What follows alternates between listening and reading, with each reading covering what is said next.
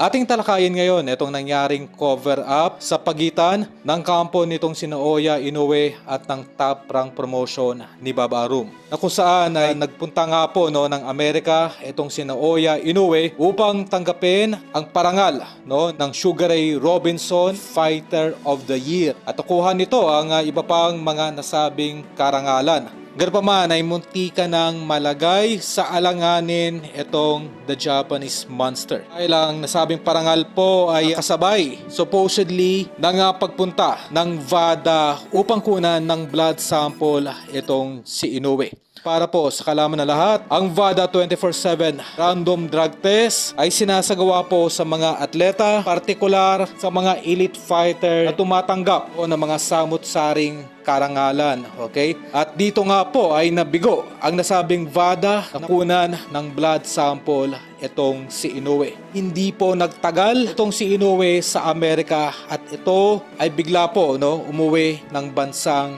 Japan. At ito ay bumalik agad sa bansa nito sa Japan. Umaga ay humakot lamang ito ng karangalan para po sa kalaman ng lahat kung itong si Inoue ay nagawang makunan ng blood sample ng VADA drug test at ito ay nagpositibo, ay maaari po itong tanggalan ng mga titulo at bawiin ang mga karangalang na ibigay na sa nasabing hapon. Okay?